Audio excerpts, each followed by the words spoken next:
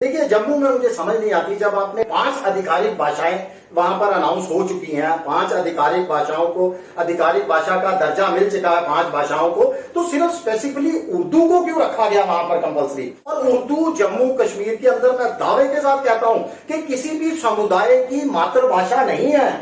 यहाँ की मातृभाषा डोगरी हो सकती है, कश्मीरी हो सकती है, पंजाबी हो सकती है, मगर मातृभाषा उर्दू किसी की नहीं है। उर्दू से लोग आगे निकलकर हिंदी, इंग्लिश, आपने जब 5 भाषाओं को आधिकारिक दर्जा दिया, फिर उसको खत्म कर दीजिए। वो दिखावे के लिए हमें वो दर्जा नहीं चाहिए। आप बार बार डोगरी को प्रमोट करने की बात करते हो, हिंदी हमारी जो है राष्ट्रीय भाषा है, उसको प्रमोट करने की बात करते हो।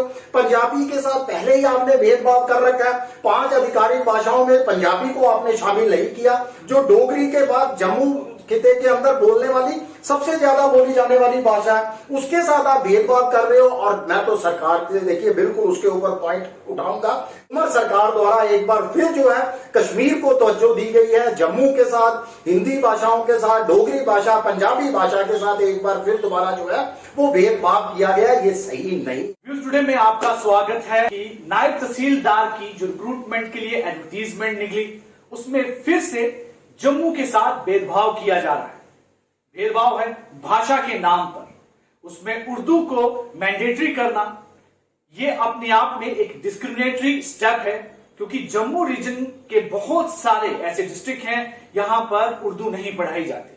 वहां बच्चे हिंदी पढ़ते हैं या और दूसरी भाषाओं को पढ़ते हैं, और वहीं पर इसको मैंडेटरी करना अपने आप में साफ तौर पर नजर आ रहा है कि एक बार फिर से यहां की सरकार जम्मू रीजन के जो विद्यार्थी हैं, ऐसे एस्पिरेंट्स हैं जो कि नायब तहसीलदार की इस रिक्रूटमेंट में पार्टिसिपेट करना चाहते हैं, उनके साथ भेदभाव किया जा रहा है। फिलहाल इस पर बातचीत करने के लिए मनीष साहनी जी हमारे साथ हैं, शिवसेना के प्रेसिडेंट हैं जम्मू कश्मीर यूटी के। इनसे बातचीत करते हैं, इनसे जानना चाहेंगे कि बार बार भेदभाव, फिर से एक बार जम्मू के साथ ये भेदभाव सामने नजर आ रहा है, क्या कहना चाहेंगे? देखिए, जम्मू के साथ ही नहीं, मैं तो कहूंगा तमाम हिंदी भाषी लोगों के साथ, तमाम डोगरी भाषाओं के भाषी लोगों के साथ, तमाम पंजाबी जानने वाले लोगों के साथ। देखिए, जम्मू में मुझे समझ नहीं आती, जब आपने 5 आधिकारिक भाषाएं वहां पर अनाउंस हो चुकी हैं, 5 आधिकारिक भाषाओं को आधिकारिक भाषा का दर्जा मिल चुका है 5 भाषाओं को, तो सिर्फ स्पेसिफिकली उर्दू को क्यों रखा गया वहां पर कंपलसरी? उर्दू को मैंडेटरी किस लिए रखा गया? देखिए, आज की जनरेशन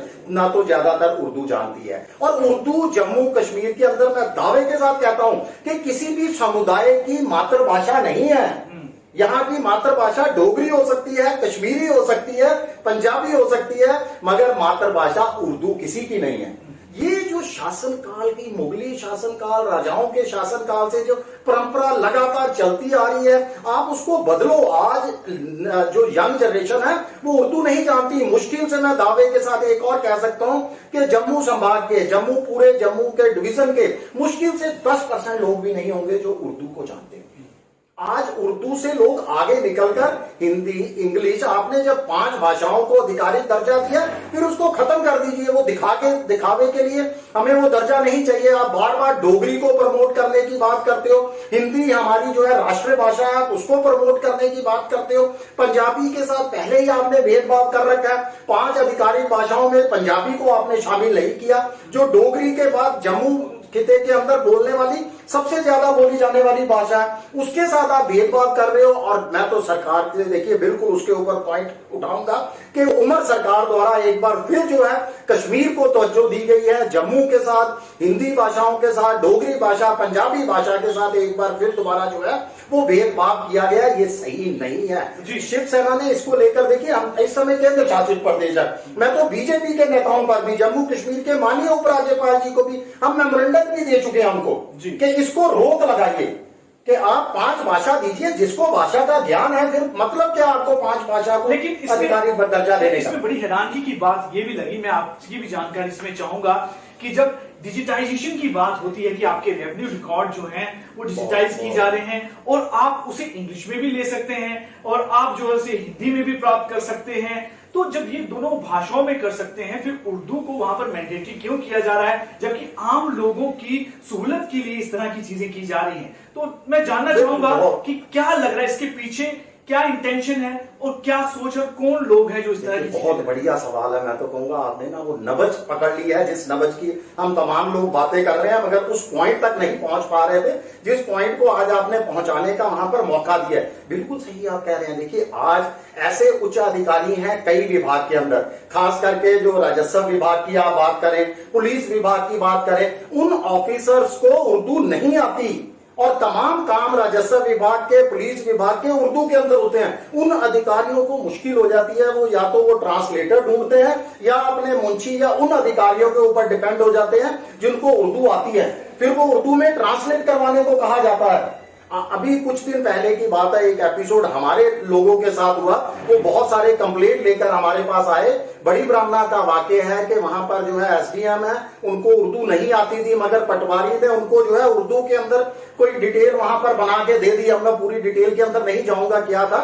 उन वहां पे उस समय पटवारी को बुलाया गया, उसको इंग्लिश में ट्रांसलेट करने के लिए कहा गया क्योंकि उस एसडीएम को उर्दू नहीं आती थी। आज बहुत सारे विभागों के अंदर उच्च अधिकारी हैं जो उर्दू नहीं जानते। नहीं, बिल्कुल साफ भी है क्योंकि आईएएस ऑफिसर्स लेवल के जो भी आते हैं यहाँ पर, कि केएस ऑफिसर्स भी हैं जो रेवेन्यू विभाग में काम करते हैं, उर्दू नहीं आती है और सारे विभागीय काम आजकल इंग्लिश में हो रहे हैं।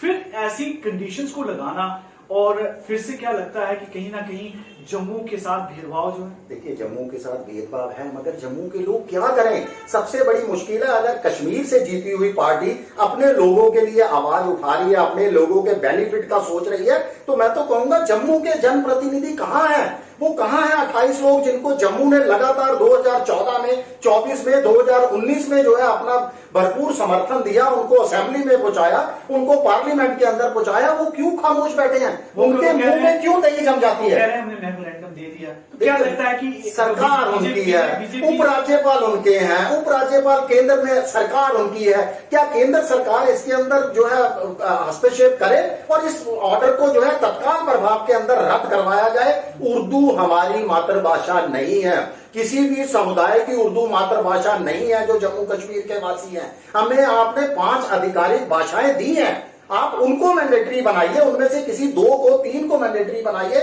स्पेशली आपने उसमें से किसी एक के साथ जो है उसको मैंडेट नहीं दे सकते कि आप उसी को देखिए। इसमें तो सीधी सीधी है कि जम्मू खिते को आप अलग रखना चाहते हो, आप सारी की सारी नौकरियां जो है वो कश्मीर में देना चाहते हो। यही 75 सालों से हमारे साथ हो रहा था। अगर आपने धारा 370 निरस्त की, हमारे से जम्मू कश्मीर से राज्य का दर्जा छीना, हमने सब कुछ कबूल किया और ये सोचते हुए कबूल किया कि हमने तो बहुत कुछ सह लिया है इतने सालों में, अब जो हमारी नेक्स्ट जनरेशन है कम से कम उसके साथ भेदभाव नहीं होगा, उसके साथ डिस्क्रिमिनेशन नहीं होगा।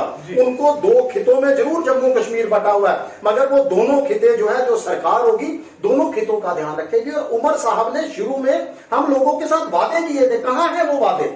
उन्होंने कहा था मैं बराबर जो है दोनों खितों का ध्यान रखूंगा, जम्मू के ऊपर विशेष जो है वो ध्यान दूंगा, जम्मू के प्रांत के लोगों का। कहां ध्यान दे रहे हैं वो? तो फिर दोबारा वही कश्मीर की डफली और कश्मीर का इराद अलाप रहे हैं। और ये जो नोटिस उन्होंने निकाला है, जो नोटिफिकेशन जारी की गई है उर्दू को कंपल्सरी करने की, ये तो जीता जागता उदाहरण है उनकी।